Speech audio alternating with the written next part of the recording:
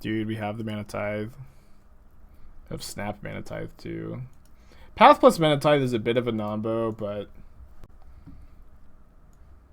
Path plus a Magic the Gathering deck is also a bit of a nombo.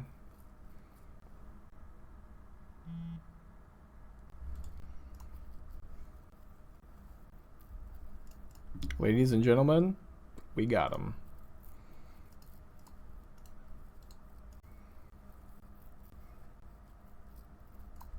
Great draw. Llanowar Waste, Relic of Progenitus. Is this an Eldrazi deck? Obviously should have held the Mana Tithe. Also another great draw. Gonna hold up Snap Mana Tithe here. I'm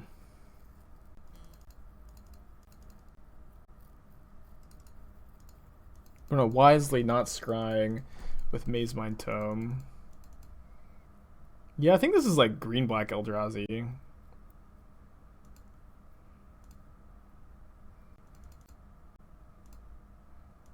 Well, we played some Jeskai Wildfire, then we lost 3 matches in a row to Boyle, so I think it's maybe not time yet, you know? As much as I hate to admit it.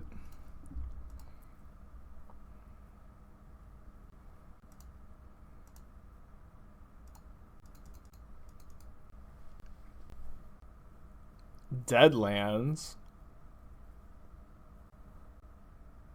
If they Strangler to remove Mazemind Tome, does this stop Skyclave Apparition from giving them the token back? Because it removes this from exile. I think it still remembers the CMC of what it exiled. It's kind of weird though. Oh, did I not? I guess I didn't add this to the stream decker. Let me just do this. Oh, they also didn't process. Weird. Taps 2 mana, then untaps it. So probably like a removal spell.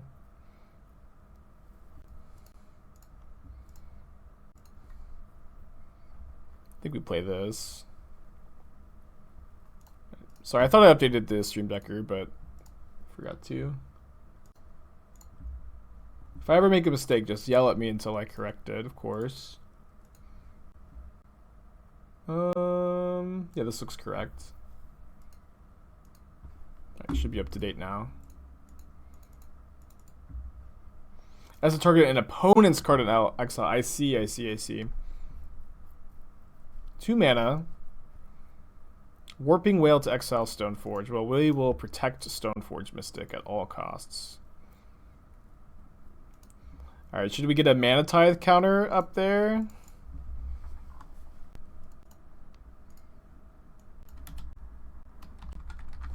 Wait, my opponent... Oh, I have a card in exile now. I see. The Mana Tithe.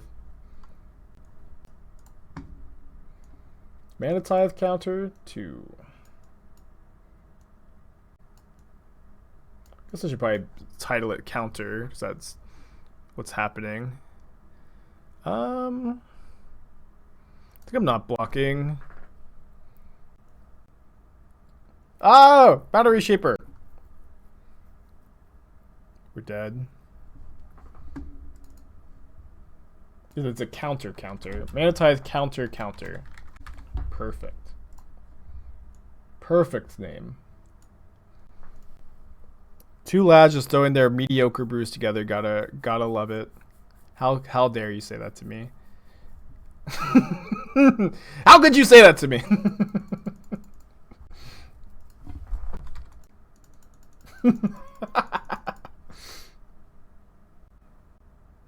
Yeah, I knew I was gonna get made fun of for playing Mana Tithe today, and it's so lame because I said that my Twitch chat's gonna make fun of me if I play Mana Tithe, and then Jim Davis and Caleb D and Saffron Olive all said, "Really, my chat loves it when I play Mana Tithe. Must be nice. Must be nice." Alex127, thank you for Twitch Prime. Hope you're having a good day today. Thank you for that. I'm gonna counter this.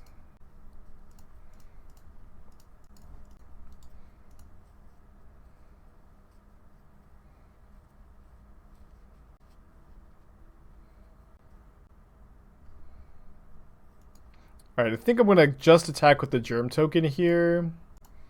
Try to get, maybe they'll double block and we'll get to path one of the creatures here. Yeah. If they triple block, I think that's also cool. Yeah, if they block like this, why don't we just kill the Stranglers? And then we can equip onto the Snapcaster. It's pretty bad against a removal spell, though. It's probably fine.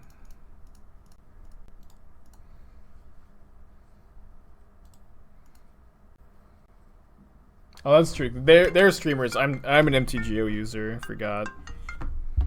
Alright, I'm not going to block here. Can never allow your opponent to get Matter Reshaper value. Reality Smasher, huh? Dude, Mana Tithe has so much value, even when it's... Oh, I don't know, I'm tapping extra mana. Even when it's bad, you can simply just discard it to Reality Smasher. I was supposed to let them double block first.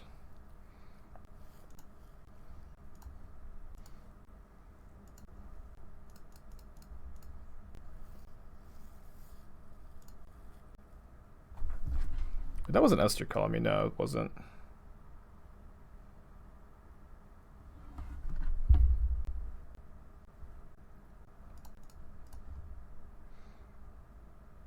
I kind of want to path Matter Reshaper here. Is that crazy? I don't think it is. Like, they're like really low on resources.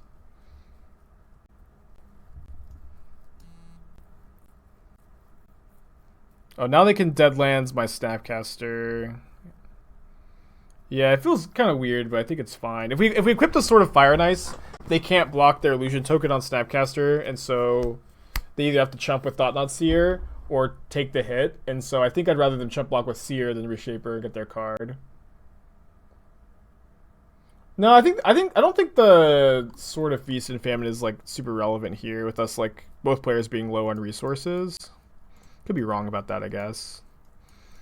First time for everything. But I think this ended up working out. So they decided to take it. I'll just kill the illusion token. Cool.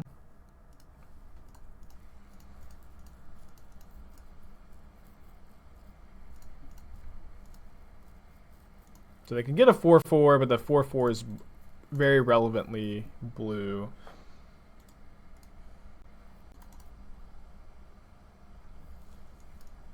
Antonice is... I guess they can't process the Antonice cards. Guess it's fine. So I probably don't want Force of Negation, although it does deal with... Force does deal with Maze Mind Tome, which is a card they've chosen to include in their deck.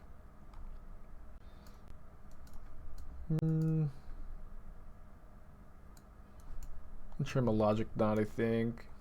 It's very good against them. Seems okay. Probably just want 2, though. Its configuration seems fine. Still not sure exactly what they're doing. Mana Tithe seems great. Maybe I'll play 1 Force. Over Remand number 3.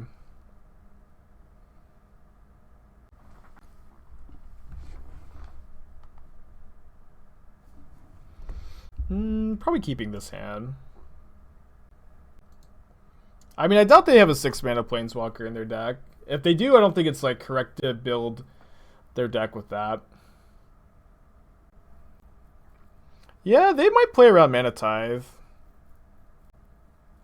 In fact, I think it's actually has value to represent it here. I only have 1 Hallowed Fountain in this version, so I'm not gonna fetch here. In fact, I feel like if we play this Hallowed Fountain tapped, it's gonna further cement Mana Tithe into their brain.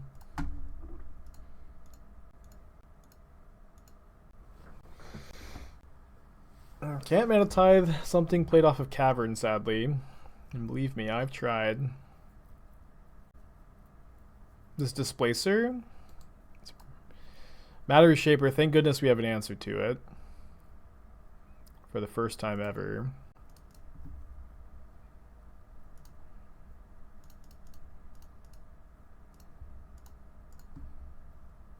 I think it is really bad to like assume that your green-black Eldrazi opponent has any like specific weird planeswalker. You know what I mean? Like you don't know what's going on, and I think it's okay to just say you don't know exactly all the cards. That's going to be like their main strength of playing a deck like this. It's just okay to say you don't know exactly what's going on. Wouldn't this be a good Spellqueller deck? I don't think so. I'm pretty low on Spellqueller, honestly. I think Spellqueller is worse than Archmage's Charm, worse than Skyclave Apparition, worse than Teferi Time Raveler. And so, like, I don't know why you'd play Teferi in the 3 or Spellqueller in the 3-drop spot over those. I mean, I guess the reason would be is you disagree with me, which is a perfectly fine reason. But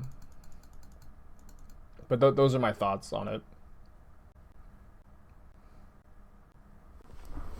Esther asked me to take her watch off the charger, so I'm gonna do that real quick. Reality Smasher would be bad. That's bad. Yeah, I mean, yeah, Spellcaller is good in spirits. It's because it's got, you know, those synergies, being a spirit and all, and like being an Aether Vial deck. This is, you know, isn't a spirits deck. I remember very vividly one time I was at a pre-release, and there's a kid who asked me advice on his deck, and I was, you know, happy to oblige, of course. And he shows me a deck, and it's just like, oh, it's the entire deck is just Banefires and Fireballs and you know, cards like that. And I told him, well, this is cool, but I think you've got too many Fireballs, you know, too many of these effects. You know, I think you need to lower your curve a bit. And then he told me, but it's a Fireball deck. You know? It's a Fireball deck. So really, I think that moment prepared me for being a Twitch streamer pretty well. Let me get the thing off the charger. Wasteland Strangler cannot be countered.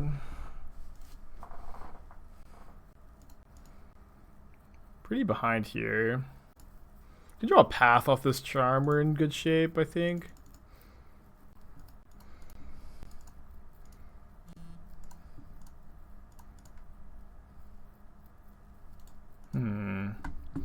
We're 1 mana short of just Stoneforge and casting Batterskull, but Stoneforge can chump block, but has no cards left in their hand. And we've drawn Mana Tithe. We also don't have to fetch because they have Urborg.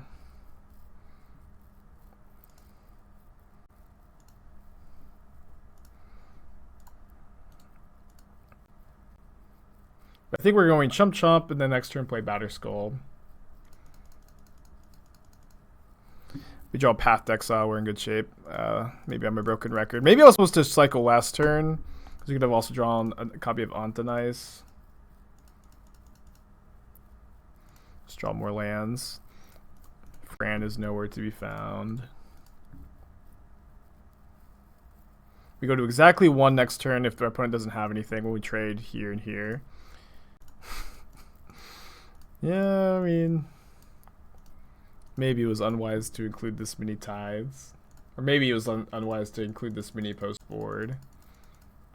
But opponent needs to draw a Smasher or a removal spell to be able to at least impact the board here.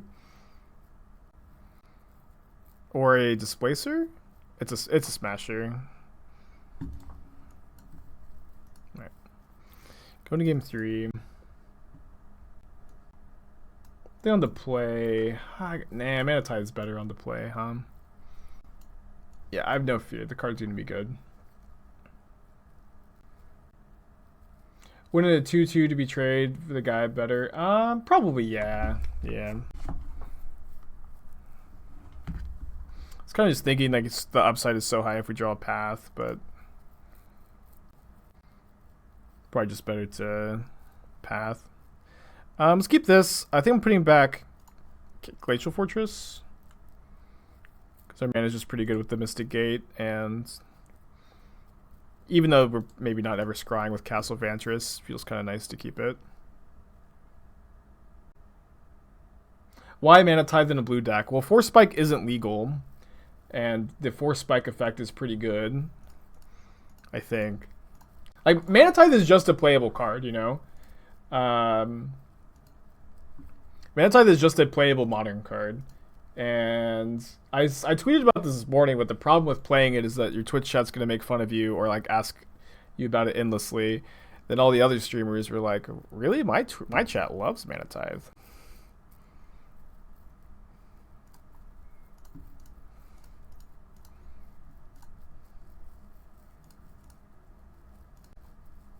I think Mana Tithe is just a good card.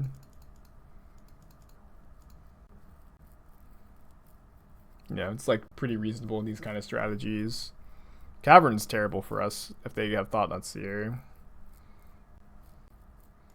Just Reshaper. First time I've ever said just Reshaper, though usually it's much more impactful.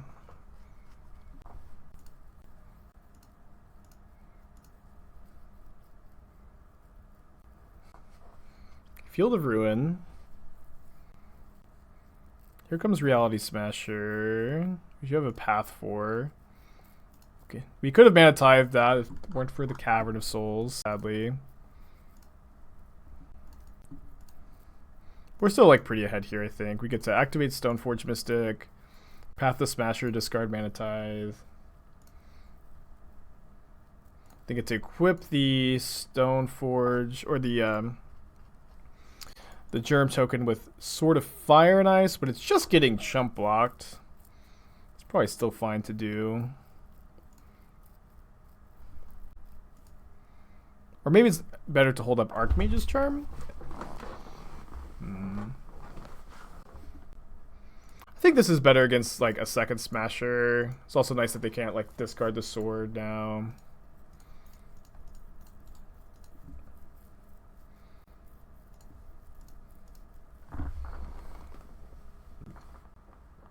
And I'll also say another, point in Mana Tithe's favor is this deck has always been, really, really thirsty for efficient 1-mana interaction. That's always been the biggest weakness of these blue-white decks.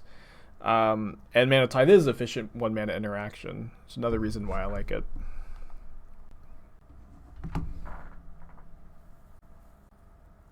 Exile Stoneforge Mystic. Play an Eldrazi. I'd rather play a good card. See, this is what I'm talking about. I don't know where I can find a Twitch chat that's not going to make fun of me for playing Mana Tithe. Where are they? Where are they? How do I get one? Caleb Durwal, Jib Davis, Saffron Olive, they all said that their chats love when they play Mana Tithe. Where do I get one? Doc Prof, 11 months. Hope you're having a good day today. Appreciate you. Not making fun, but you just said I'd rather play a good card. I feel like that's making fun.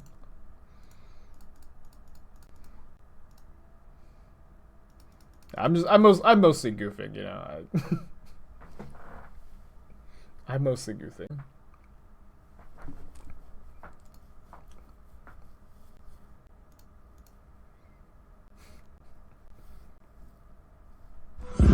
Counter this thing. You know what? Maybe we don't. Maybe we just need to save a counter spell for a removal spell. Nah, it's worth it, I think. Horchata gifting a sub for a Mardu Aristocrats Winota deck. Can you post a link in chat? I can't copy and paste it from the notification feed. I'll take a look.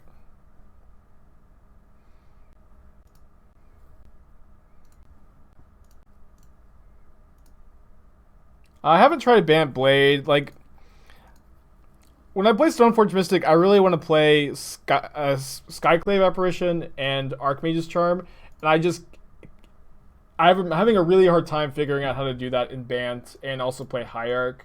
I think it's just better to be blue-white.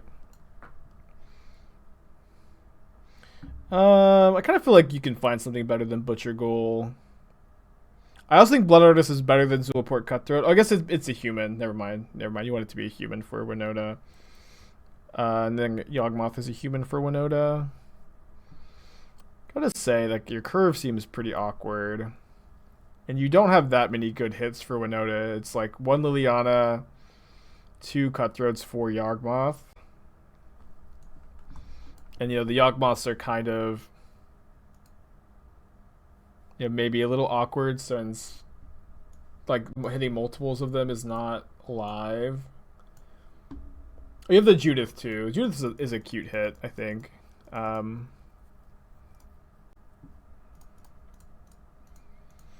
It's tricky. It's also like 8 4-drops, and you're in this like curve is a nightmare. It's like a nightmare to have that, especially when you have like these discard synergies. I'll say that the fourth Dreadhorde Butcher is probably better than the fourth Butcher Goal, but I think that you could probably play neither. All right, let's keep this hand. Look at Slam Scott Bantblade. I'll take a look if you post a list, but I'm not gonna go Googling right now. Okay. Yeah, these are the versions I don't really like very much. The ones that play Spellqueller and they play like a million mana dorks when I think you just want to play Hierarch, and they play Mana Leak plus Path, which I always dislike. They don't get to play Archmage's Charms. They're not playing Skyclave Apparition. There's like a lot I dislike about these lists. I'm not trying to just like sit here and rip it to shreds, but just trying to give my opinion. What's up? It's me, your friend Aspiring Spike. Right, we get to add to the Mana Tithe, counter, which is very exciting. Like there's like a lot of ways to build it. That's definitely one way, but that's kind of my least favorite way. Mav, 6 months, welcome back. Hope you're having a good day today. I had to cast a Feast and Famine. I think I'm cycling Typhoon for 0 here. Yeah, I really want to go Teferi into Jace here, and this is gonna like potentially help me do that. Alright, I'm not gonna fetch into a potential lean-in Arbiter. I'm gonna bounce this Aether Vial, I think. I guess if they just have any 2-drop, this is a nightmare. Yeah, I'll bounce the Sword.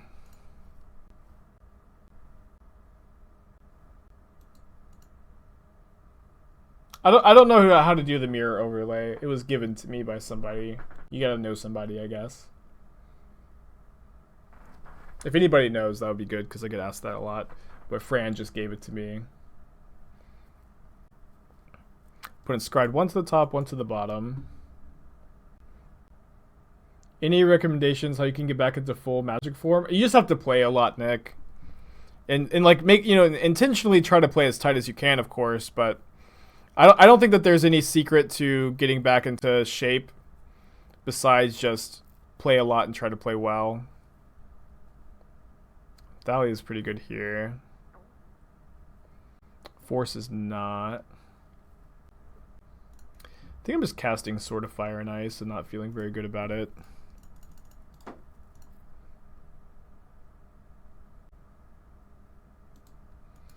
How do you like this mana base for Blue-White Sharkblade compared to previous iterations of the deck? I built this deck a while ago. I'm curious if this is direction. This is more of an experiment right now. It's also like a bit reactionary because we lost 3 matches in a row to Boyle this morning playing the Jeskai version. So like there's definitely a bit of that. This is like a reaction to that, which is not always good to do, but just being honest. So Skyclave and Path are our best draws. And I do like, I really would like to be able to play white spells on turn 1 and also have Archmage's Charm, and in order to do that, I have been playing 4 Mystic Gates, as you can see, which I think is maybe good. So we can Jace bounce Charming Prince and stop the Feast and Famine from slaughtering us. We can just cast Snapcaster and equip. Seems okay. I think I'll do that. But it also has Yorion in their hand.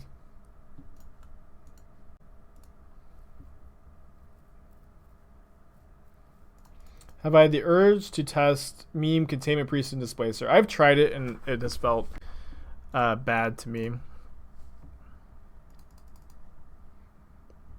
Just like not that good against that many decks and pretty disruptible. So Taxes, I think, is a bad matchup. Where like Anthonice is really, really good against the Swiftspear decks and bad against Taxes. And like this is your sideboard anti-creature draw card. Not that I think you should be super prepared for Taxes, though. I think I'll play the Remands and like the one on the nice. Remand's okay against them, just not that good. Maybe I'll play just one Logic Knot though. I guess Logic Knot's a bit better on the play. This is fun. You know, you've said it. I've been playing 2 Wheel of Sun and Moons. I mean, I'm playing Rest in Peace instead. They're basically the same card, although Rest in Peace is like something you can play, like, and exile the cards that are already in the graveyard for Dredge. I also haven't played against Mill in weeks, so I'm not really too worried about having a sideboard card for Mill. All right, this hand's good. I'm gonna keep. It's pretty nice they'll get to be on the play and Stoneforge before they can be in an Arbiter and before they can Skyclave my Stoneforge. You have, Scotty, constantly. I just don't know how to tell you that you're wrong.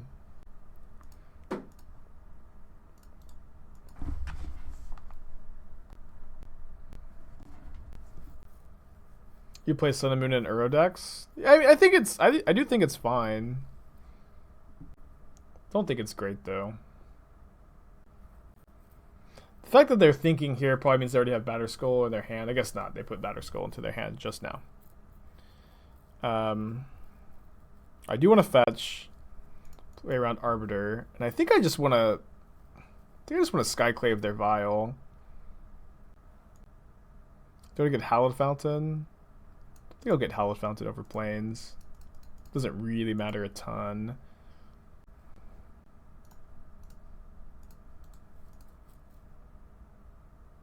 But next turn we can hold up. What? Speaker of the Heavens? What the hell? How is this so good right now? They've got the Batterskull.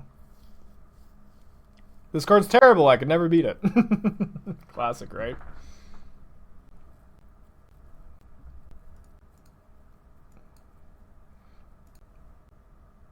So we can make a bad Mana Tithe with Logic Knot. And put in a Batterskull if we want. Or we could, Logic Knot for more. If we need to. Another Vial. I think we let it go. Feels kind of close. I think I'll try to trade Germ Tokens too. This way we can hit them with Sword of Fire and Ice next turn. I think this trade is good for us. Kind of bad if they have Path. It's not the end of the world though.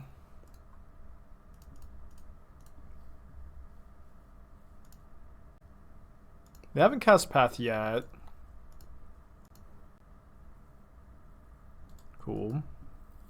They need to gain 3 more life to get to Speaker of the Heavens, so I think we are probably going to be fine in that regard. This turn at least. They did find land number 3, so maybe they have a Skyclave. Charming Princess to gain 3 life! No! No, no, no, no, no. We're so dead. I guess we can tap their... we can bounce their Angel, tap their team, and then kill their Speaker of the Heavens here. I guess we don't have to bounce the Angel, but I think bouncing the Angel is better than drawing a card.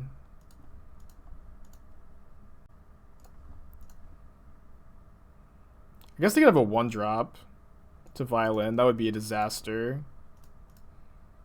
Be a nightmare scenario. Thank goodness. We could get super greedy and kill the Charming Prince, but I'm scared of Speaker of Heavens.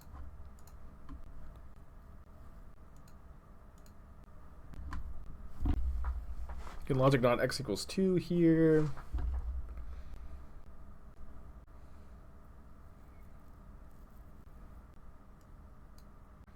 They Violin a 2-drop on their main phase. It's What's up? It's me, your friend, Inspiring Spike. TW Raid 95. Let's go Mana Tithe. Hell yeah.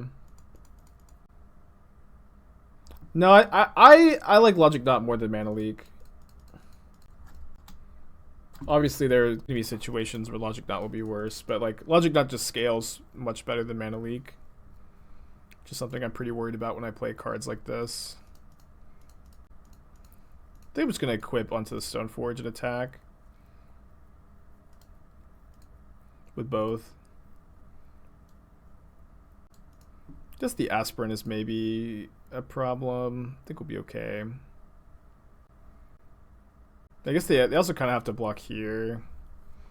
I don't really mind if they double block. Yeah, this is fun. It's also pretty nice that sort of Fire and Ice gives pro blue for the Skyclave Apparition token. I'm going to leave up Logic Knot here, though. Yeah, I think Aspirant's a pretty good card.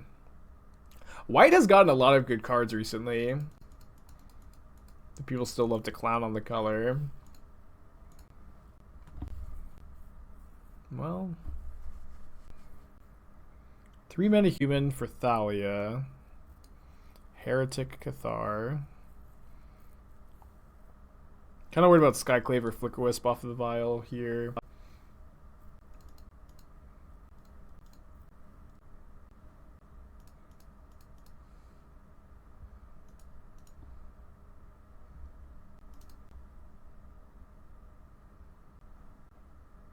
Opponent's playing some spicy cards. Maybe I'm supposed to Stoneforge Mystic first, because then I can like tap this to put in sort of Feast and Famine and Logic Knot if they like kill this in combat. They're just chumping. Means their hand is pretty weak, I'm assuming.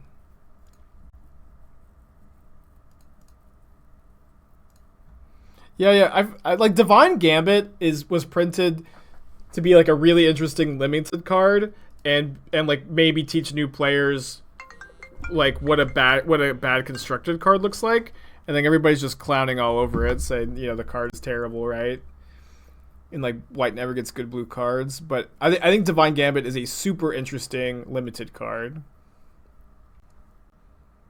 Or like 2 mana removal is at a super high premium, but like maybe you have to wait and can't cast it until turn 5 till their hand's kind of empty.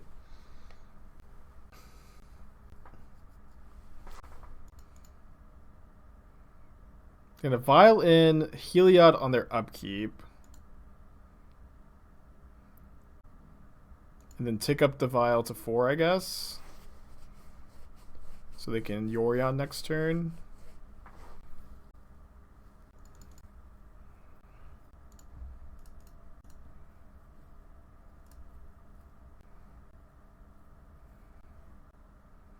How much mana do we have?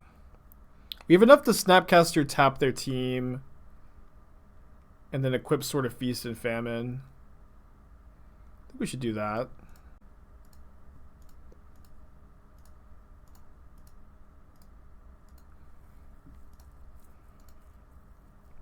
Probably need to bounce that vial and draw a card, but like what if we know their hand is Yorion Mystery card. They're pausing. Oh, they can sack their Ranger Captain, of course. It's kind of okay.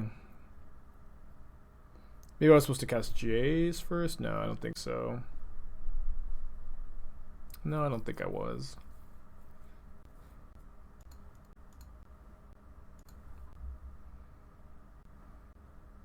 So they can't block this Stoneforge Mystic with Giver. So I think it makes sense to equip here and like just be okay if they have to chump block their Giver of Runes here. Yorion does flicker the Batterskull, but that's like really the only relevant thing it's flickering right now.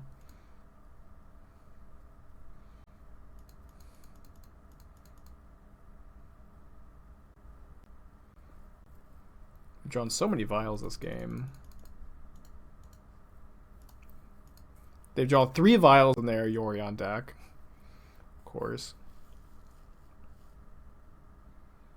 Alright, let's cast Jace pre-combat just in case we do get to connect with Sword of Feast and Famine. Yeah. The Germ token, like they we don't know that they have a creature that can block the Stoneforge Mystic here. I would really like to draw that Shark Typhoon, so I'm going to try to not shuffle if I can help it. You feel like Vials and Yorion don't play well in the same deck? My opponent just always has it on turn 1, though. Is this Flicker Wisp? Wisp or Skyclave would be bad. Alright, that's Skyclave. And it's bad. Wait, they're targeting Stoneforge Mystic? Thank goodness. So they Violin Yorion. Flickered this. Probably want to path the Skyclave, honestly. I think I'm just going to not spend my mana to equip or anything here.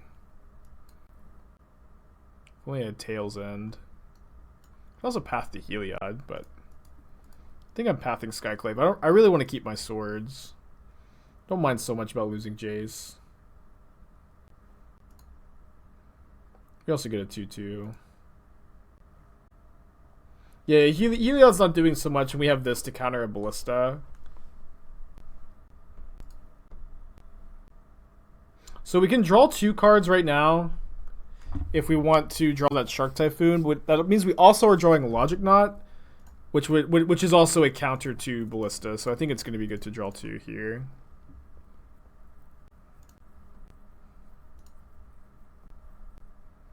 And then I guess I'm going to fetch now. That way my opponent can't, you know, mess with my fetch with various white taxing cards. They reset the Violin 5 too. It's a cool play.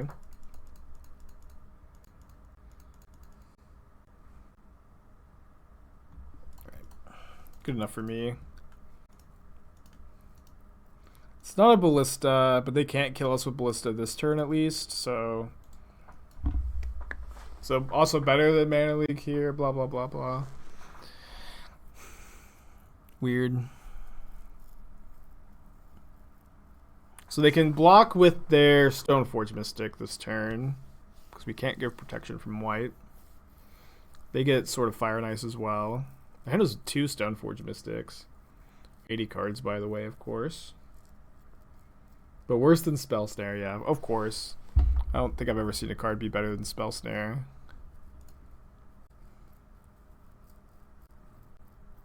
They put a count on the Germ token. I feel like I would have put it on Yorion, but whatever. Not a big deal. Sort of Fire and Ice on the Yorion, I guess, is going to be a problem.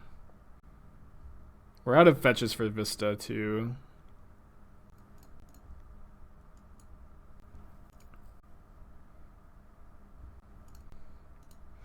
We make them chump block with Stoneforge Mystic. And then I'll probably like reset the Batterskull over cycling for 3, but we'll see if I want to cycle. Now they can blink the Batterskull with what?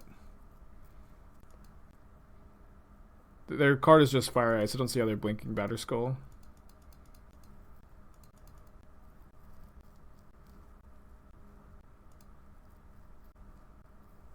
Yeah, they had to block with Stoneforge Mystic, otherwise the Stoneforge Mystic was dying. And was summoning sick. Alright, so I think we just take 11 here. We're at a, you know, high life total.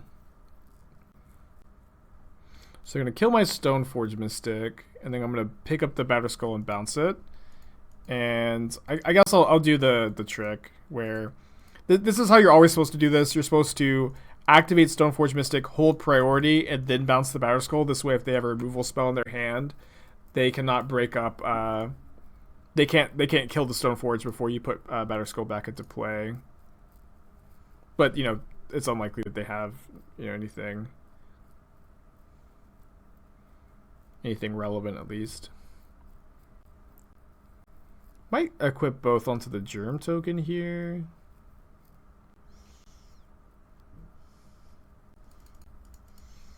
Well, never mind. I'm gonna do the obvious play. I think it's pretty likely the Snapcaster gets to connect. They need to have a creature to Violin. They've got 1 card, which is like certainly possible. What if it connects, we get to untap and maybe cast another Shark Typhoon. Kind of funny that they have a blue and black blocker in their mono white deck. Oh, they have a creature. Stinks. Charming Prince. Is Flickerwisp Stoneforge? Flickerwisp Stoneforge in response. I mean, they have to. It has to be their one card is Flickerwisp. So I don't know if. I don't think we're supposed to play around it. They put 2 cards on the bottom. They chump block. Might cycle for 0, looking for a path or an Anthonice. Kind of like that. This feels weird to cycle this for 0, but if we can find a path, it's like almost game winning here. So I think it feels fine to do this. I keep tapping the Mystic Gate wrong. That is the biggest problem with Mystic Gate, is that it's a pain.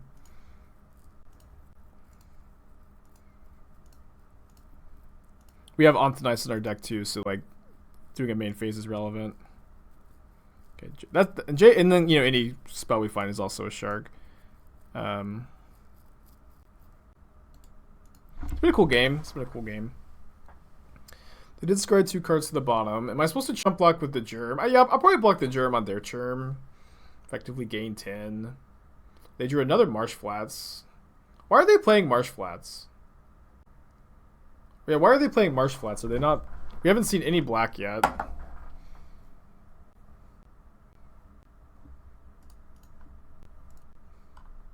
It's like, I guess they're not playing Lead-In Arbiter. So their first draw was not a creature to block my Snapcaster. Is their second draw something that stops this from connecting? With 80 cards, maybe they just needed extra off-color fetches. They're mono white, right? Why would they? I mean, like, if it can get Idyllic Grange is something, that old Pioneer tech. There's the path, just 1 card too deep. Sorry, let me tap like a person with sense. I think this makes sense. Sing Collector. I mean, but they're also not fetching black manas, but maybe it is Sing Collector because they have a Cavern on Human.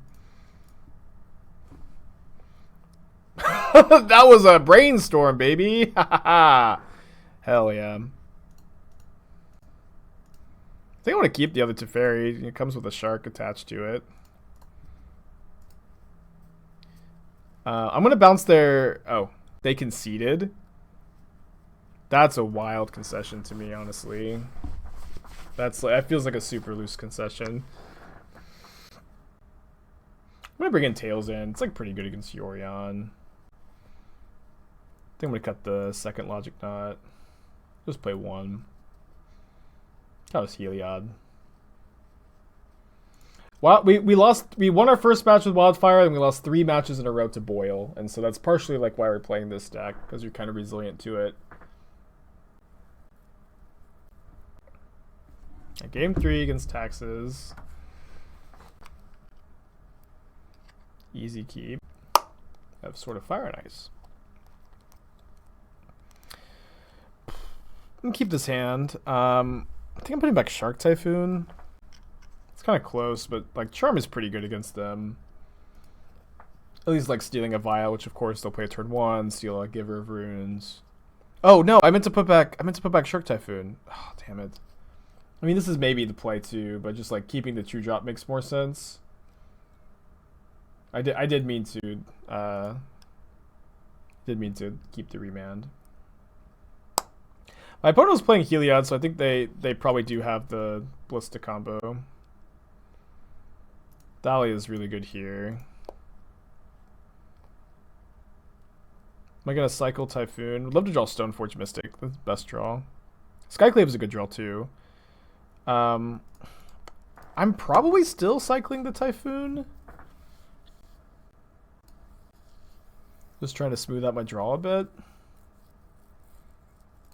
What are the odds that we can turn on Speaker of the Heavens and then steal it? We would have been able to do it last game. This is probably just a Ranger Captain tutor target. Also, they have a Giver.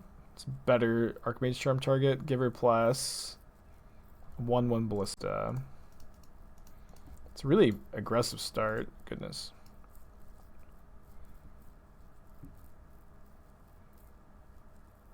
Alright, I'm gonna exile their Thalia.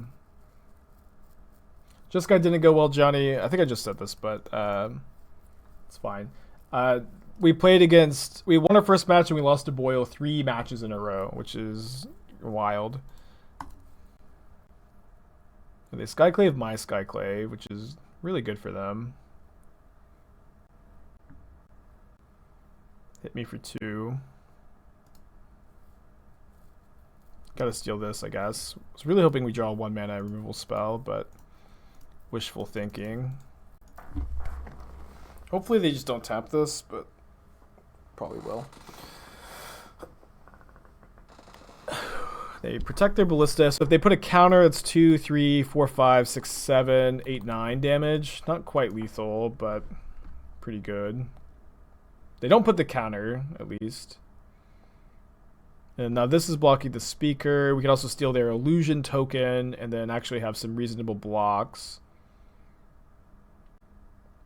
Maybe we could draw Stoneforge Mystic or just another like cheap piece of interaction for next turn and then steal the game with Teferi.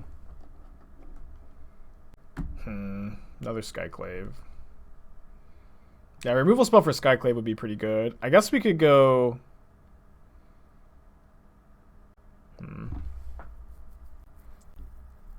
We can go... If we let them attack with everything, we can bounce their Skyclave in combat and then block the Ballista and then die.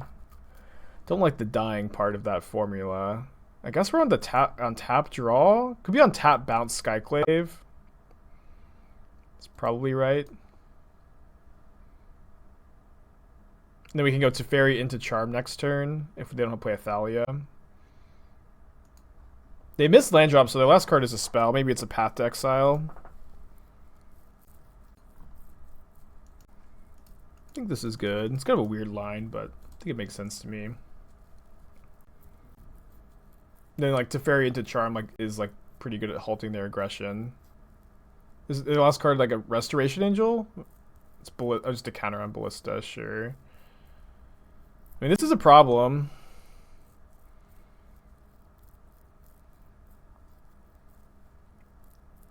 Let's see what we draw. Yeah, I think we're going to Teferi into Charm. Only question is, are we stealing the Ballista or are we stealing the Illusion token? Kind of like stealing. If we steal the Ballista, they put me to 4. I block here, and then I go to 1 life, and I die to this. I don't die to the Skyclave because they can't Skyclave the Illusion. But if we take this, we have better blocks. Yeah, they'll use their counters in response to the Charm. So I think we steal the Illusion token, but we steal it on their turn, so it can block. Been a really good game, really good match. All 3 games have been cool.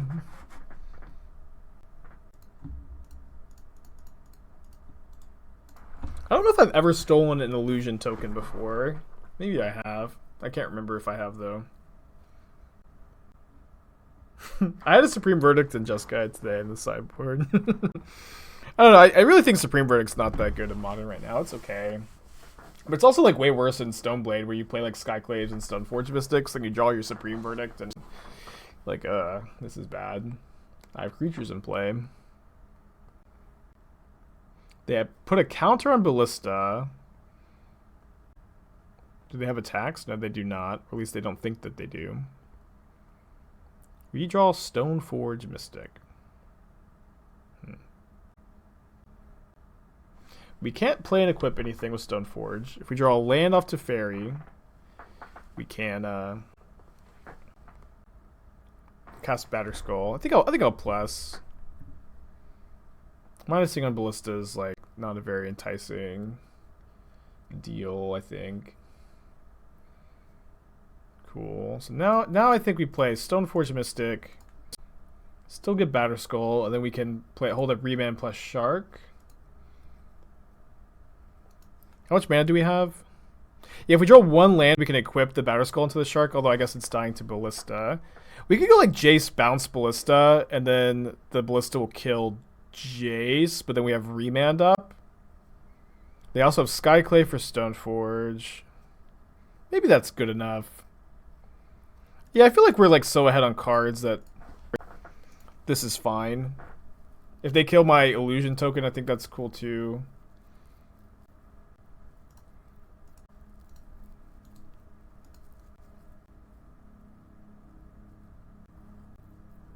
Yeah, they killed Jace, put me to 1. Wait, what? What just happened? They only pinged once. They had 3 counters on the Ballista. That must just be a misclick. We might get the shame concede here.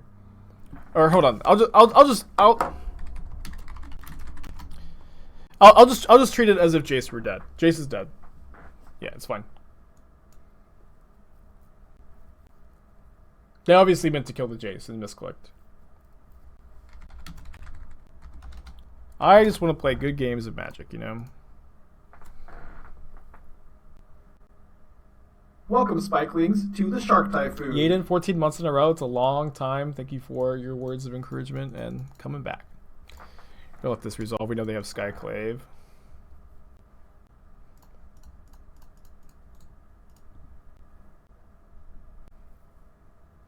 So we'll brainstorm with Jace. What's up? It's me, your friend, Aspiring Spike. Evil cackle. They've fallen into my trap. I was a villain the whole time.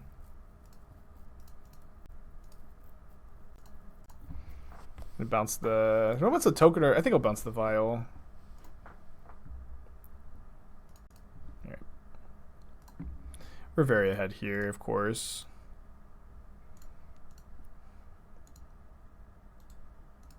We get to put the Batterskull into play to... Just minus the Jace. You can't minus on nothing, so it would impact the board. What's up? It's me, your friend, Aspiring Spike. ROT Sam, 10 months in a row. Hope you're having a good day today. Appreciate ya. Yeah, Skyclave's a great white card. I think we may be getting some concession in chat. Spike is very clearly Itachi, my least favorite Naruto character. I liked Itachi before they completely retconned him. It makes perfect sense. He was good the whole time, but we never see any. Oh, I think my headphones died. Oh, they died. Damn it. We never see any indication of him actually spying for the Leaf Village, and we never see any indication that he sabotaged the Akatsuki. We never see like any evidence that he was good. We're just supposed to take his word for it. And if he was a good guy, he sure was like the worst spy ever, you know. And he sure like did kill a lot of child Uchiha, you know. You know, maybe the Uchiha were planning a revolution, but he's like, Sasuke can live, but he wasn't like, let all the children live. It was just Sasuke he decided to make a deal for. I don't know. I really hate Itachi. I like Rock Lee's probably my favorite character. I've got a lot of characters I like though. Alright, so they can block with this Ballista and then ping me twice and then play land second Ballista to kill me. So I do think we're actually supposed to minus here. Yeah, if Itachi was secretly a good guy, he was the worst good guy in the history of ever, you know. Yeah. I don't know. It's also just so weird because the entire fan base just bought it and they just all love Itachi. That just makes no sense to me. I feel very strongly about it. Clearly.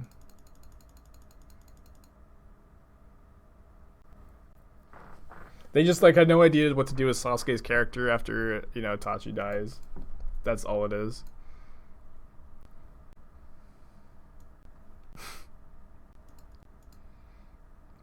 Yeah, I know what you're talking about, Lockhart.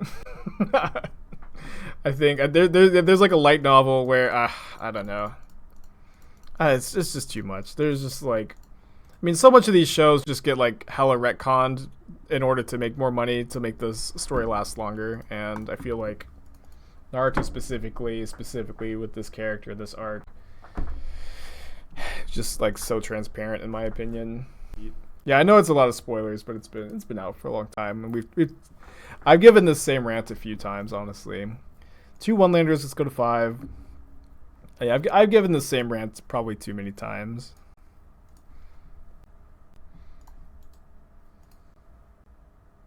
I'm done with the rant though. I just wish people would see things my way. How do I feel about Sai? I don't really have strong opinions on Sai. I feel like Sai was a weak character, but you know, didn't dislike him. It's kind of like a blank canvas, if you will.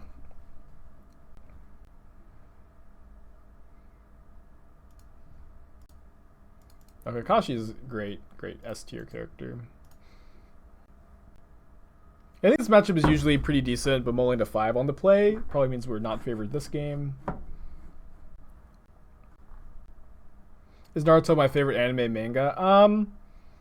No. It was, you know, it was my first, like, it was the first one that you really got into for a lot of kids of my generation, and I really liked it, and I'm extra critical of it because I liked it so much. And I'm critical of it because I feel like it had a very good world building initially, and kind of fell flat in a lot of the world building and a lot of the arcs, and you know, kind of like Game of Thrones and Star Wars. I'm very critical of series that had a lot of potential to be something incredible and then wasted that potential, you know? Yeah, we're playing Mana Tithe mostly because the card's good. It's just a good modern card. Yeah, I agree. I think after the Pain arc, it got worse. But, you know, like, especially like the Star Wars sequels, you know, you had Carrie Fisher, you had, you know, all the original cast, you had the biggest budget ever, you had an amazing cast of new characters, and then, but you just didn't make a cohesive trilogy, you know? Like, the one thing that should have been, the one thing that mattered the most, they just didn't do. They just didn't make a cohesive trilogy.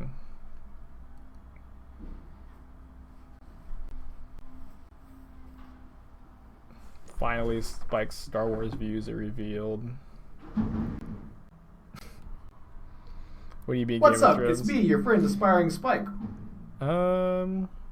Pretty toast here. I think what I need to do is dig for either Snapcaster Mage or another Archmage's Charm and just win the game by stealing Shadow. So I'm going to do that. And Jace also probably gains us a bit of life. There's Snapcaster Mage. So let me hide both of my spells from discard. Space fantasy seems... Yeah, the space fantasy genre is certainly not for everybody, and that's totally fine. Although it is really cool when you find a genre that you're not usually into, and then you like it anyways. Like, for me, I really like Cyberpunk, despite the bugs. I really didn't even experience that many. Like, I didn't like the dystopian future setting, the Cyberpunk setting, but I really liked the game a lot. I thought it was great. No, I never got into One Piece. Thank you again, Eliza. 3 months. Alright, we're dead to a lot of things, but not to that. These Mystigates have been pretty good. Just like, I think they make the mana work.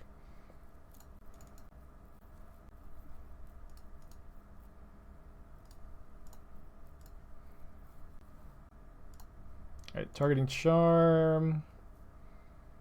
Do you want to block Swift Spear? We can get the Shadow up to 8 power by cracking the Vista, so I think I will block the Swift Spear. I guess blocking Swift Spear is really bad if our opponent has Scourge of the Skyclaves. So we do this, just see if they have the Apostle's Blessing. But yeah, if they have Scourge of the Skyclaves, I'm going to want Snapcaster to chump that.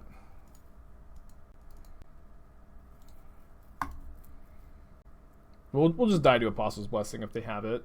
They don't have it. So they didn't kill us last turn, so it'd be so unreasonable for them to have like 2 bolts here. We were dead to 1 bolt last turn, so I'm not gonna block. And again, if they have Scourge of the Skyclaves, we are dead. They do have a Fatal Push for my Shadow. I guess also this Snapcaster may just be able to kill them in conjunction with the Shark Typhoon that's on top. Hopefully this is just Lurrus in the hand. Lurrus in the hand might still not be beatable. But like that's the best case scenario here, right? Yeah. It's not getting any better than that. So we're going to need to find a equipment or a Stoneforge Mystic plus land to kill them. Because this is only a 4/4 shark. I guess they could maybe deal themselves a point of damage. I think we've at least played this game well. They cast Bauble and not Shadow. So that means they have a 1-mana spell in their hand. Thoughtseize would be the best case scenario. We just win if it's Thoughtseize. I'm going to block the Swift Spear. It could be another Fatal Push, but like they're going to push my Shark either way, so it doesn't really matter, I think. Sort of Feast and Famine doesn't quite kill them. Right. They push now. They like if they're pausing on the cycle, I feel like they just definitely have a push, right? Stinks. It's Dismember, so now sort of Feast and Famine kills them. Their last card is Dismember. That's a super interesting card. They should Dismember the Shark, I think. They're that's a land plus Stoneforge Mystic off the top. Any removal spell for Lurrus. Any removal spell, or just sort of Feast and Famine. That's a kill! Hell yeah. Dude, what a crazy game. We mulled a 5 on the play. That Jace into Snapcaster plus Shark Typhoon. Hide them both from a discard spell. They have the discard spell. Dismember and not Fatal Push. Hell yeah. Super exciting game. Super exciting game. So what the Anthonice over Force. First couple Gust over the first couple of Remand. Teferi's probably better than the third Remand. This Teferi. I think I only want 2 Time Ravelers maybe. Just not sure what we're cutting. We're gonna play around Boil. I don't know if I want Rest in Peace. Rest in Peace is like good against Lurrus and Kroxa. I can see maybe bringing in the first copy by cutting the Snapcaster, but I'm just not gonna do that. It also turns off our Logic Knots. Maybe I want to play the third Time Raveler over the second Mind Sculptor though. Kind of like that. Maybe not. Maybe not. It's kind of close. Let's submit this. Look at all these non-Boil decks. I mean, their deck might play Boil. I do think we got unlucky to run into 3 Boil decks in a row, but I could not stomach a 4th. My heart couldn't take it. I'm going to keep this hand. We get to play around Boil pretty well by just fetching basic planes, and our mana is really good. They do play Blood Moon in the sideboard, but they did not bring it in, and we know that for sure because of Lurrus. And so, not that I think Moon is that bad for us necessarily, but it is usually pretty easy to play around because they always tell you if they have it in your deck, which is one thing I really don't like as far as their sideboard plan of having Moon goes. Could we bring Soul Guide Lantern instead of Rest in Peace? I'm currently only planning on playing Rest in Peace against Dredge and Oops all spells. Where Lantern is better against Oops, and then Rest in Peace is much better against Dredge. But it's a consideration for sure. For sure. Don't hate the idea.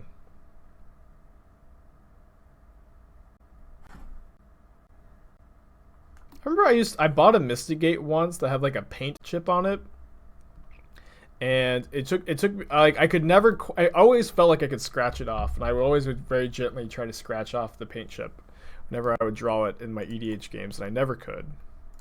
Never could. All right, relevant spell? Kind of.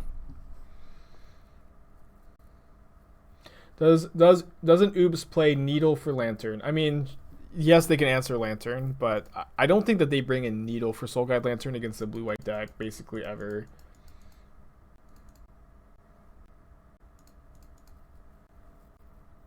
Bolts me,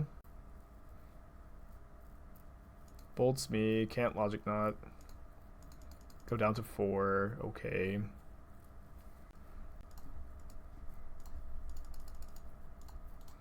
Might be going to game 3 in a second. I think we Skyclave the Scourge. Oops doesn't really exist anymore. I definitely disagree. Like, Oops and Belcher are two sides of the same coin, where you play Oops when you expect Force of Negation and a lack of graveyard hate, and you play Belcher when you think there's going to be not a lot of Force of Negation and a lot of graveyard hate. And they're basically the same deck, but there is just going to be that kind of constant ebb and flow. I really think for you to ever claim that one is going to be dead is just never going to be true. It's just the same two sides of the same coin. Oops is like, I think, still like a relatively popular deck, but the easiest way to lose to Oops all spells constantly is to pretend like people don't play it. What happened to the Tithe counter? It's there. We just haven't actually gotten to Mana Tithe anything. Haven't been drawing it. We also played against Taxes. Although I think I left them in against Taxes and just never drew them. Alright, I think I'm going to go Jace, bounce the Illusion token. This is not a magic trick token. This is an Illusion token, just in case there was any confusion about the Illusion.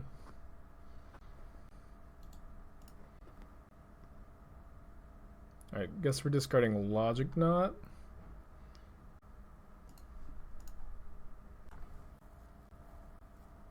Someone posted a list of modern meta statistics in the subreddit, and Spirits had the highest win rate. Thoughts? I don't have thoughts. Spirits has like a small sample size, and I think the people who play it have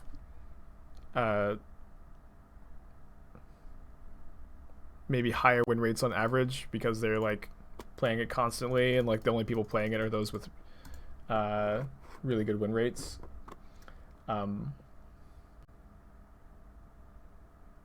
But Spirits also seems fine. Like I think Spirits is a good deck and a little underplayed. But I'm not sure that necessarily is like the quiet best deck. It's also like where is their sample size coming from is another big thing, because like there is no such thing as complete Magic Online data. That doesn't quite exist. Alright, so we're dead to land plus Escape Croxa here.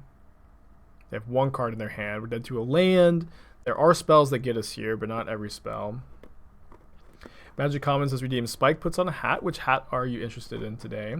They've already used 2 of their bolts, so it's not super likely necessarily that they find another one here. But we are dead to another Croxa. Their last card was Teamer Battle Rage. Okay. Oh, they did find another bolt. I think they got six cards. Large Orin Hat, you got it. Let me just think how I might like to sideboard for game 3. Don't really hate Remand on the play, but I think I'm just not bringing it in. This seems fine. Let's run it like this.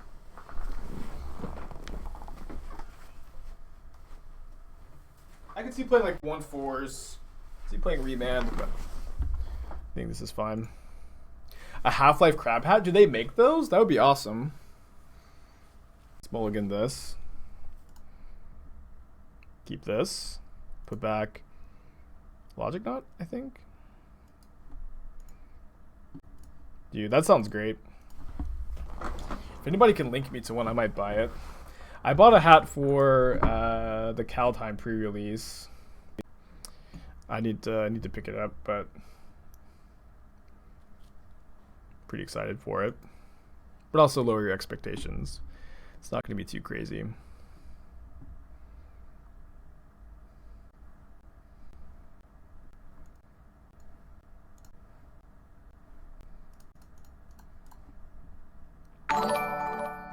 Ding ding Giglio, thank you for the host, dude. Hope you're having a good day today. Am I playing any standard with the new set coming out? I don't have an arena account. I don't have one of those streamer arena accounts for clout, but I would stream arena if I had one. And it kind of stinks because from my impression, in order to get a arena streamer account, you have to already stream arena. So I'm like kind of in a weird spot where I'm, you know, an MTGO boomer who wants to play arena, and it's just like it's not really worth it for me to spend hundreds of dollars every set release if I'm only going to stream it like once or twice. It's just not good EV for me personally right now. I think I'm gonna get Feast and Famine. I think I like Feast and Famine here. They're like kind of scared of their big creatures. But it's like I don't really qualify to get one of the neat accounts. You know what I mean? But I would stream it. I would be like pretty happy to do those streamer events, especially because on that Wednesday, like usually the arena account cards come out like a day or two before MTGO, so it's just kind of perfect. But don't have the clout and don't have the account. I think I might discard the Sword of Feast and Famine. I feel like that's the card that can go here, but I'll discard Vista instead. I'm not sure. So now do I want to play? I think I'll hold up Aether Gust. I guess they can't escape Kroxa. Okay, I'll just get this down then.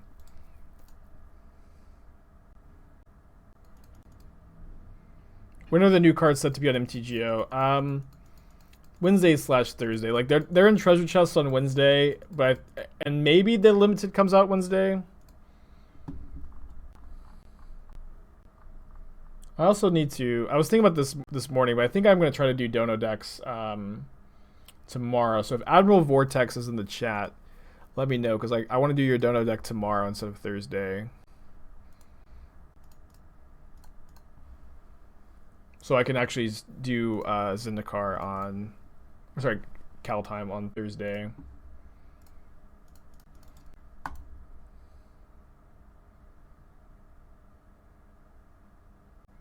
Oh, also Panda. Panda, if you're in the chat, is tomorrow good for you? You know, Lightning Bolt themselves? They do. Interesting. I have not gotten a hold of the Wizard Hat yet, no. So we block this and they sack Mire, we die. They sack Mire and Bomat, we die. So I guess we have to block here and hope. I don't have the list already together, Panda, but I'll have it together soon. Stinks. Welcome, Spikelings, to the Shark Typhoon. Alright, 2-1. Close match, maybe. BMAT, 11 months in a row. That's awesome. Thank you for coming back. Right, this hand's fine. I'm probably putting back either basic plains or basic island. Maybe the Force of Negation, because Force is worse on the mulligan. And if I keep all my lands, I can cast Archmage's Charm or Skyclave Apparition. Yeah, if you want to, Madison. I'll message you.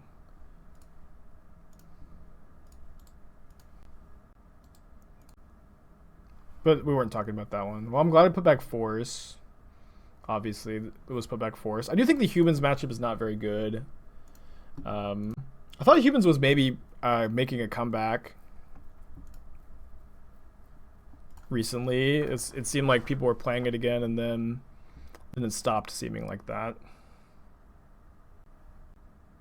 Just play a Mantis Rider. They tapped that for blue. Now they tapped it for white. They need to tap it for red to Mantis Rider. So blue, then white, then red. Oh, then blue again, sorry. For Meddling Mage. Can't Logic, not that. Isn't Burn tough for Humans? I kind of feel like the matchup's close, but I'm not sure. It's been a while since I've played that matchup. Any considerations for Torpor Orb in 75? Seems kind of like a non-bow with Stoneforge Mystic. I feel like you'd play different cards if you were trying to beat Humans.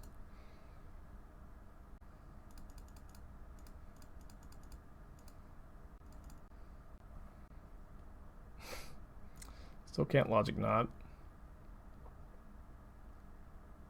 Yeah, I think Humans is pretty good right now. I name Cryptic Command, which is in my hand. And then I'll just go ahead and Logic Knot this. Almost feels like this should add to the Mana Tithe counter. We can make a 2/2 Shark to potentially block this if they don't have Thalia's Lieutenant, and then that unlocks our Cryptic Command. I kind of feel like Humans is the worst deck to ghost. No, our opponent is not ghosting, by the way. I always feel like I need to like scream this, but I feel like Humans is maybe the worst deck to ghost with, since like if you name like the right card perfectly with your Meddling Mage, all of a sudden your opponent just knows you're ghosting, and you know, then you lose your reputation, which is way more valuable than the play points from the league. They got a Kitesail Freebooter, which they cannot immediately cast.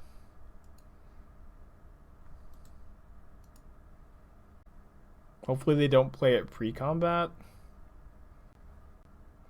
Yeah, I think ghosting like doesn't happen very often is one thing I feel like I always need to say too, is that I just don't really feel like it happens all that often. What's up? It's me, your friend Aspiring Spike. And when it does happen, it's lame, but it's not that big a deal. The Broccoli Head. What's the Hardcast Typhoon count? Today, I think we've only hardcast once.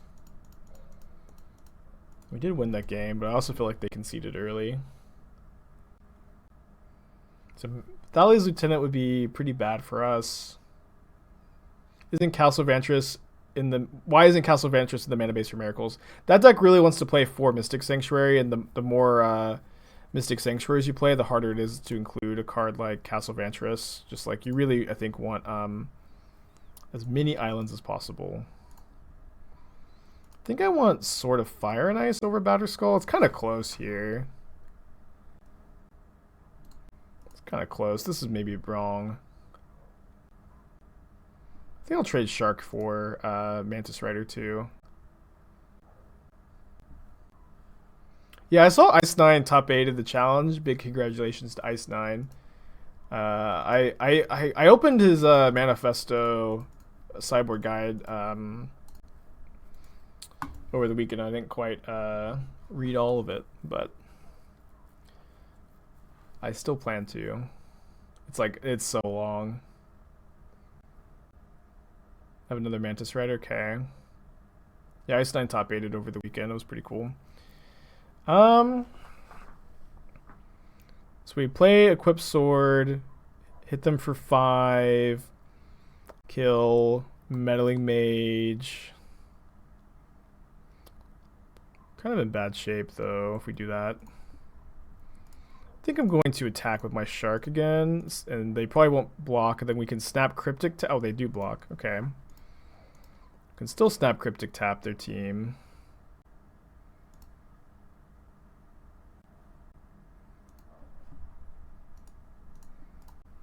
Getting that second Mantis Rider off the field is pretty nice.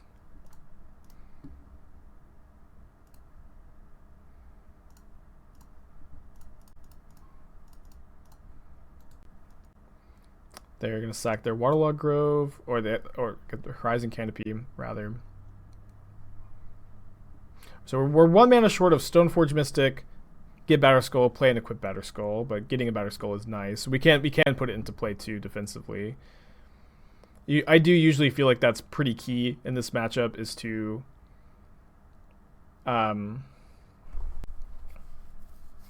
get both Batterskull and Sword of Fire and Ice. They image Kitesail Freebooter, so if they don't take Teferi, we can Teferi to kill this Kitesail Freebooter.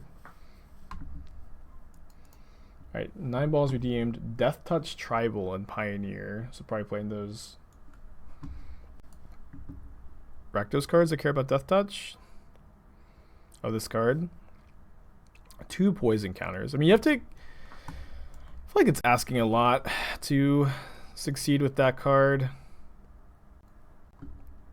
You know, it's asking you to hit your opponent 5 times with that creature in play. It's kind of a lot. It's like if you're hitting your opponent 5 times, you probably are able to just deal enough combat damage to reduce their life total to 0. So that's like one big. I don't think that this card Flynn the Fangbearer is a good payoff. I do think Hooded Blightfang is pretty cool. Like I think that is a good payoff for being all death touching cards. Probably not enough to be competitive. I also don't like. I think Varrock Bloodsky Sire is not playable. The 3-mana 2/3 death touch that needs to attack to do something is like a really poor rate, and I would not be very interested in playing it. Ultimately, I kind of feel like that's going to be this deck. Is that the deck is probably underpowered in general, and I'm not sure. I don't think there's a real good way to make it pay off. But I think if you are going to play it, you want to play like the Rakdos. Sorry, that card cares about Menace, not Death Touch. Never mind. Yeah, I don't think there are other Death Touch payoffs, but I don't think that there is going to be one that is of a high enough power level to, again, really pay you off for being in this archetype. Sadly. Wish that wasn't the case. So we can put our opponent to 1. No, sorry, they can block. Of course.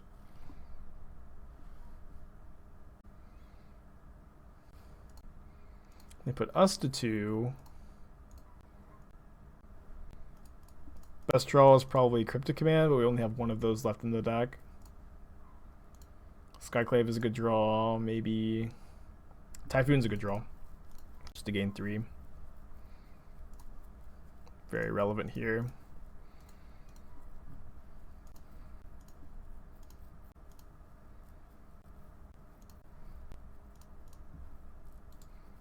It's possible we could have gone equip. No, we were 1 mana short of getting both of these on Snapcaster this turn. Might do it next turn. I'm playing 3 Skyclave in the main deck. I was really trying to figure out Bant, and I was really trying to figure out... Yikes, what a draw. I was really trying to figure out how to play Skyclave, Noble Hierarch, and Archmage's Charm, and I don't think you can. But I was trying for a long time to figure out how.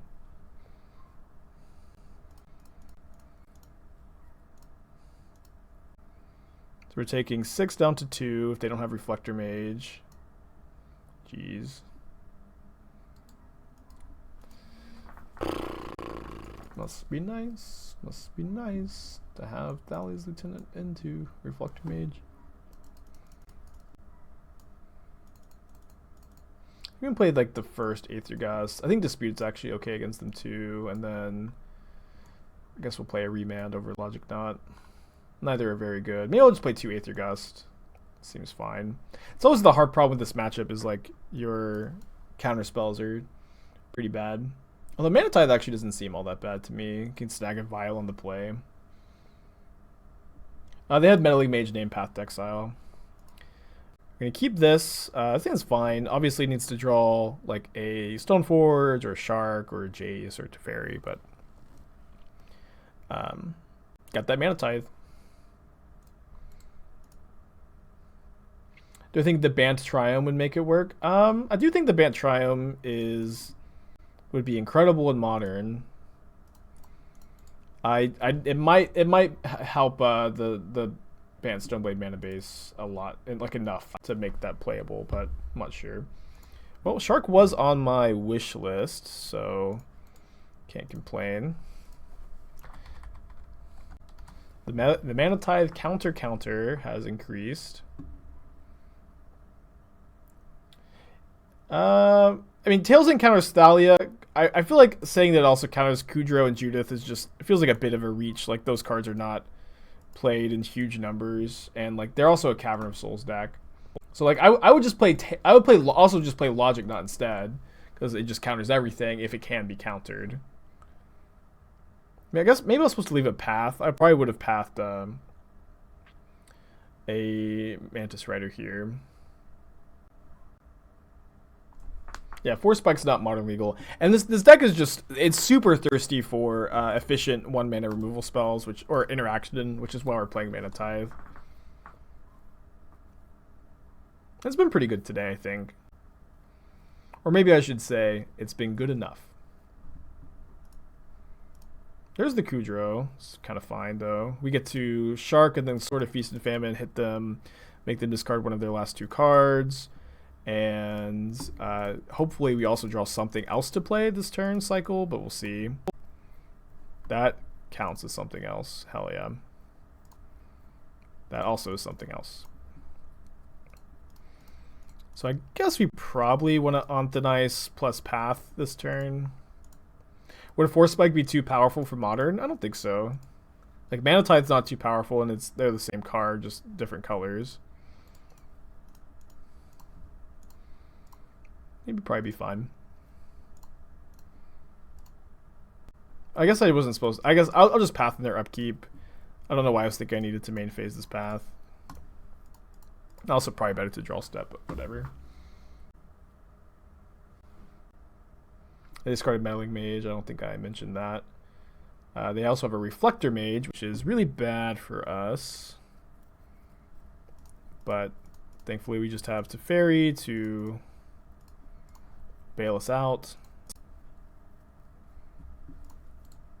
If they have Mantis Rider as one of their last 2 cards, we're in bad shape. Or they could have land, sack Canopy into Mantis Rider, but I'm not going to play around it. Yeah, we can bluff by leaving Counterspell mana up, but they also just have Cavern, so it doesn't really matter. But it was obviously good to not tap the way we did. Not arguing with that. Alright, they put my Teferi down to 1 loyalty. Skyclave is a pretty nice pickup here. We can Aether Gust the Noble Hierarch, and I think we're going to Skyclave the Reflector Mage over Hierarch. Or sorry, over Lieutenant. Well, I guess if we go Skyclave Lieutenant, equip, and then Gust the Hierarch, we can leave the Reflector Mage in play and not have the Thales Lieutenant get out of control. Guess it's bad if they draw a second Lieutenant, though, but second Lieutenant I think is like kind of a wash. Looks like they drew Mantis Rider. So now I think we just let them go to combat. Then Gust this in combat. And they'll put it on top, which is a problem, but of course allows us to, draw out of this. We have lots of good top decks. They conceded. Why people are conceding so early today? It's absurd. It's so absurd. I'm gonna cut the second Mana Tithe, I think, on the draw. Maybe not. Nah, it's fine. It's gonna be great at even. I think it's just better than the other counter spells or like the third Gust. I can't. My opponents are just conceding so quickly. They knew I had no cards in my hand. Dude, this hand has the Tithe. Honestly, this hand would be really good if like these 3 cards were just lands, but that's why Morrow gave us the London Mulligan. Alright, do I want to keep Cryptic Command or Snapcaster Mage? I'll keep Cryptic. So we get to Anthonize their turn 1 play, but they actually don't have a turn 1 play. Surprise. Yeah, it's kind of crazy. We just have 700 viewers today without... Like, we had the Giglio raid, which I appreciate, but... without like a crazy big raid, which is really neat. The stream's been going really well lately. Do appreciate you guys. I'm a very grateful streamer. I've always said that, haven't I?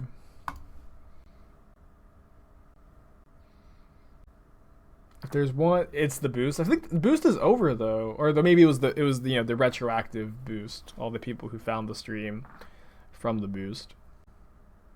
Of course. So they can choose Teferi or Cryptic Command. Choose Teferi. We draw Stoneforge Mystic. Kind of just want to cast that. It's not very mana efficient though, compared to Skyclave this turn. I think it's fine though.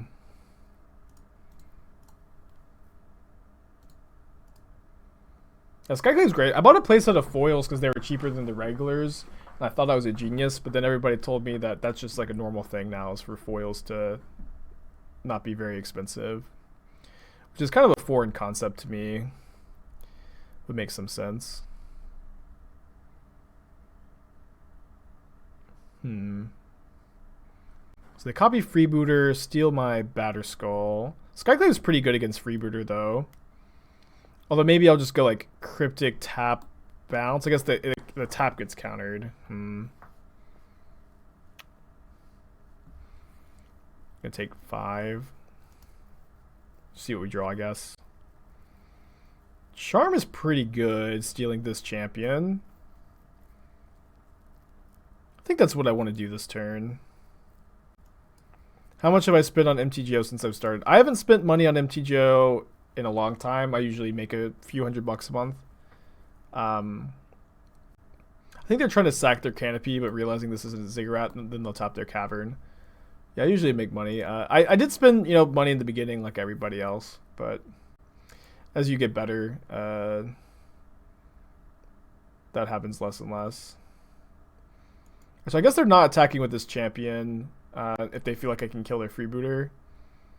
I guess that was not the right read. Yeah, alright. Taking 2 extra points of damage. Feels a bit bad, but I didn't think they were going to attack with this. But I guess what was I playing around?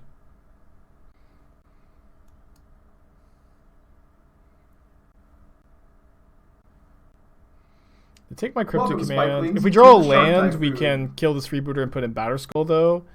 And if we draw a spell, we can maybe cast that spell. Okay, now we can path and put in Skull. So I guess we're attacking with the champ.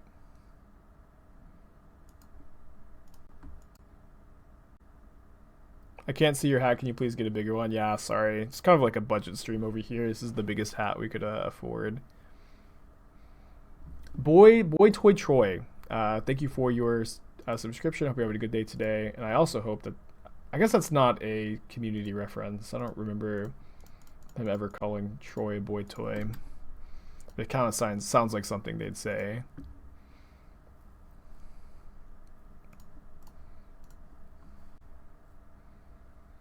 Yeah, I think Embercleave is modern playable. I don't think it goes in every deck though. But I liked your Embercleave deck gig. That was good.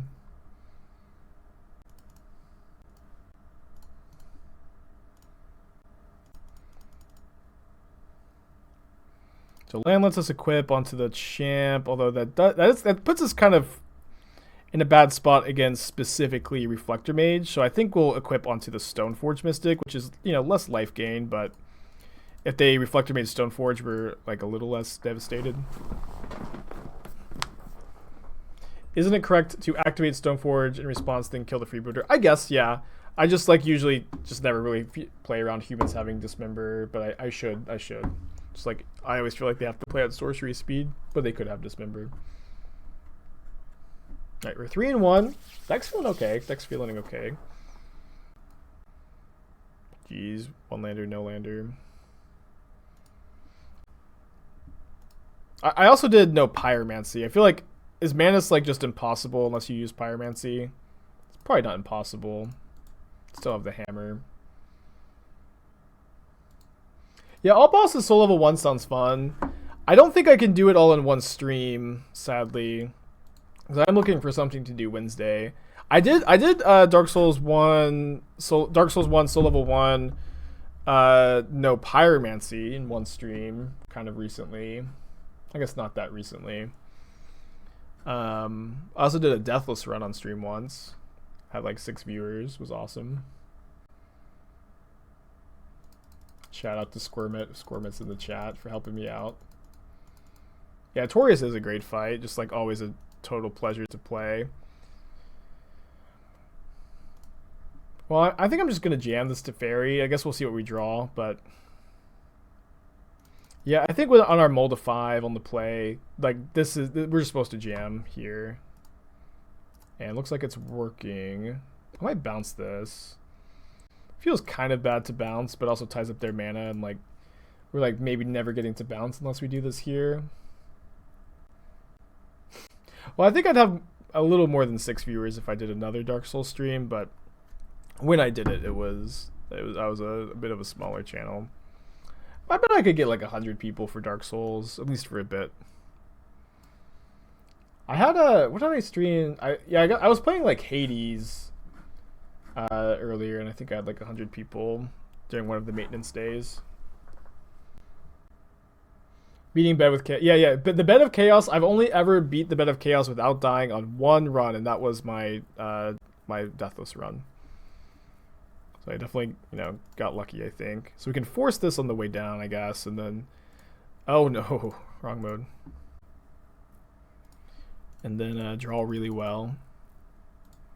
That definitely counts. That's, like, almost the perfect card. Maybe Hero is better, but we can't complain. Played Minecraft. I've never played Minecraft before. My younger brother really, really likes it, though. Has always told me I should play. But I might be playing the Bant Ephemerate deck. Hard to say for sure. It kind of does look like that list so far. Seems like it's picking up in popularity. I saw Nassif played it, which was really cool. I always love when my hero plays my lists.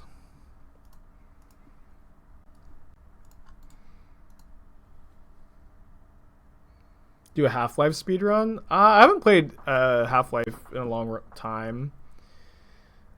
Honestly, I'm kind of considering just spending like 4 hours today and 8 hours tomorrow, seeing if I can get good enough at like no-hit attempts on Dark Souls 1 to stream that on Wednesday, because I think it'd be really fun.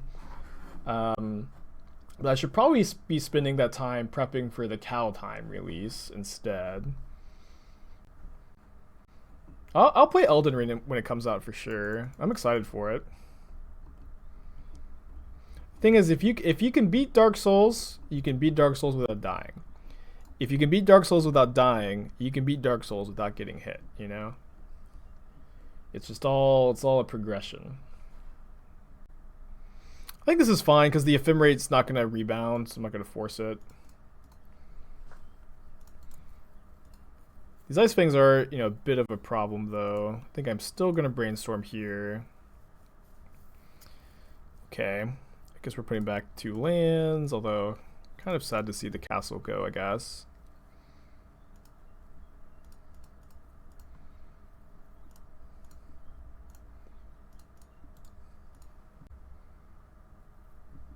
This was a mold of 5. I've never played Bloodborne just because I never had a PS4. But my sister has a PS4, and I don't think she uses it much anymore, so I may beg her to loan it to me to play Bloodborne and maybe the Spider-Man game. I think that would be cool. I also need to play Sekiro. I feel like they should attack Jace. I've owned Sekiro for a long time, and I started playing it, and then I just was very busy for like a month, and then didn't have time for video games, and then I had time, and I was like, I did that thing where I'm like, oh, I've already played a few hours of this. I don't really want to play and have to start all over because I don't really remember what's going on. But I need to just suck it up and do it. I mean the other Spider-Man games, Ajad. I did borrow my sister's PS5 to play the first Spider-Man PS4 game, but I didn't get to do the DLC. So like that's also something I'd do if I borrowed her PS4. Can't believe we won that game. We mulled the 5 on the play. Feels great. Gonna bring in the Teferis, the Dispute. Don't think Path is great against them. Mana Tithe is probably great against them. This looks like a fine configuration to me. Don't really like Gust against them. Tailsin is okay. I think I'm not going to bring it in, though. Maybe on the play I will. Dude, so many no-landers. Hard to complain, though, when we got really lucky that last game. Thank goodness for the London Mulligan. Do we have 2 Mana Tithes? I'm gonna keep both. Maybe that's terrible. Okay. Really wanted to keep both, though. What's my favorite constructed standard deck before I entered Modern? Before I entered Modern... I really liked... Dude, drawing 2 equipments in a row stinks. I really liked the Archangel aggro deck in RTR Innistrad Standard. Would Days be an auto-include in every blue deck in Modern? Kind of be bad in the field of the dead decks, maybe. It would be really good, though. I remember we had someone in chat recently arguing that it wouldn't be. You know, maybe I was supposed to play this or Castle first, just to like make them play into Mana Tithe a bit more. Not the best Mana Tithe, but we'll take it. I will also jam Teferi. They could have Force, but we'll just take the 2 for 1. Days would see a resurgence of Death Shadow. Potentially. I'm going to minus to play around Skyclave Apparition. Draw the 3rd equipment naturally. Stinks. We had none of these in our opening hand. It does kind of feel like, and apologies if this is you, you know, I say this with all love. It does feel like there is a subset of Magic players who play Modern, and it seems like they just want Modern to be Legacy, where they're like, we need Ponder or Preordain or Wasteland Days, we need these cards, where they just want to play Legacy Delver in Modern. I've never really understood it, because you know, it's just a different format. But there's a lot of people who just want like Legacy blue decks to be about the same in Modern, which I've always found to be weird. Cause reserve list, I guess, but still just not really a fan. Okay, we can sit back on Castle a bit here, which is nice. I was having a conversation last night with a couple of friends of mine about how... So, do you guys think that if they printed new gold-bordered pieces of power in dual lands, would that reduce the price of power in dual lands at all? Because then people who play them in like EDH and cubes could just kind of do that if they play so casually. But I think the answer is no. I think the answer is no. And if that's the case, maybe they even should anyways, because it'd be pretty cool for like specifically cube players. But I thought it was an interesting idea for them to print like a gold bordered, you know, like a secret layer cube cards, or like, you know, even just print like the holiday cube, like one box that you can buy all gold bordered. I think that would be awesome. And I also think that it would be kind of a popular thing for them to do, at least in like perception of the community, you know, like at least how the community would perceive it. And it would also make them a ton of money. So I feel like it would maybe just be a win for everybody. But what do I know? Not very much, really.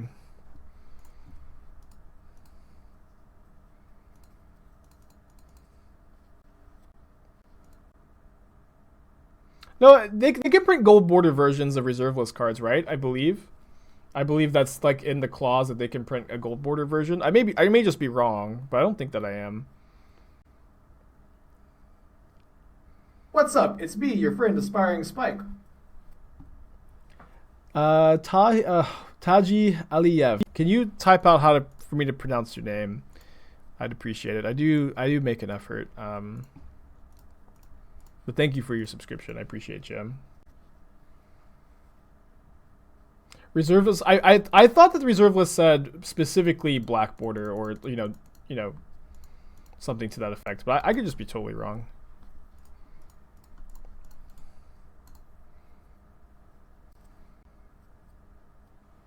All right, so we get to hit with a sword here. I'm assuming. I think I'd like that sword to be Sword of Feast and Famine. And then I'm probably going to make a shark with the ability to hold up Archmage's Charm. They can just print snow dual lands. Yeah, I hate that idea, honestly. It's just so inelegant and clunky and just like not good for the game in the long run, I think.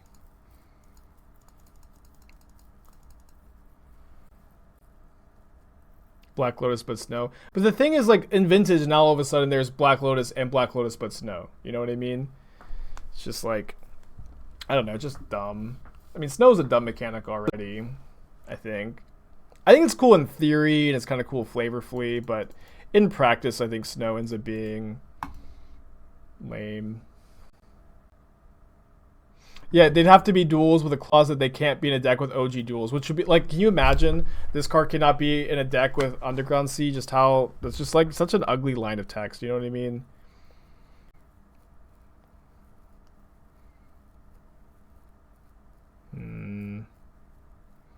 So we lose our Sword of Feast and Famine, but then we get to Fire Ice and kill. I guess we have to kill Skyclave, otherwise they get to ephemerate it. That Force Blue card we can remand. Then I think we hold up Remand anyways for this Uro instead of playing the Stoneforge. It has no equipment to get.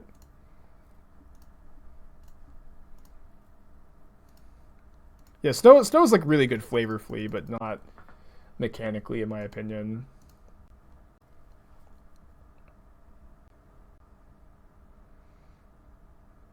They do have 2 new cards, but they have not had a counterspell yet, it seems.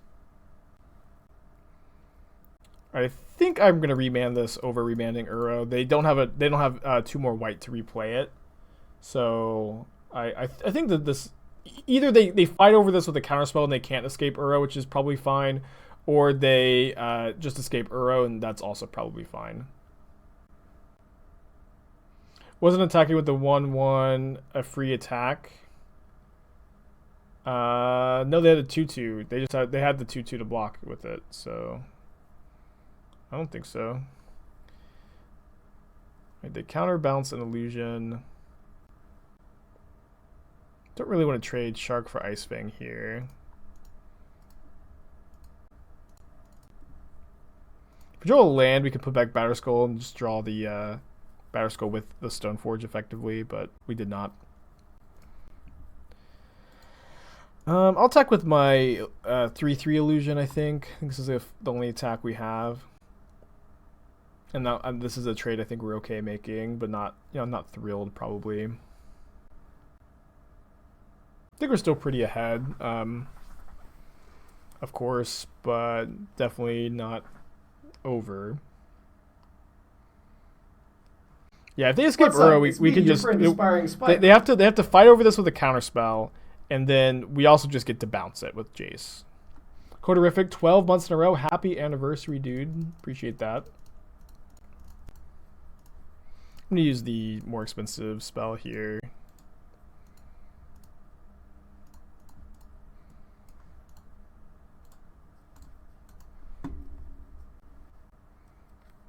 Alright, they Skyclave my Jace. Dude, Skyclave is, I mean, obviously, I built their deck and their deck's so cool. Big fan. Yeah, I'll go ahead and just shuffle, grab the Batterskull that's on the top of my library, and attack with the Shark and pass. This does mean I don't have Cryptic plus Logic Not up, but I also think that that's probably okay. Ideally, we could just not do anything about anything, and then just kill him. And so I think I'll go Logic Not first, because Cryptic Command is just lethal. So if they fight over this, then we could just Cryptic Command to kill them on our turn. And they could also like remand my Logic Knot, and I could replay the Logic Knot, or they could like dispute maybe. They conceded. 4/1 with Sharkblade. Deck felt pretty good. I think we're gonna play another one. I feel like I like a lot of the things that are going on.